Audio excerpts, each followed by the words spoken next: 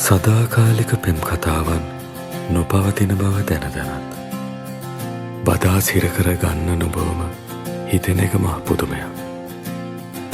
මුදා අතහැර ගන්නෙවීම සිතාගත් හැම වාරයක් වඩා පෙමකින් බැඳී ඇත්තෙමි දැනින් නැහැ වෙන්නන බව. ඉතින් කෙලෙස ආදරය නොකර ඉන්නද?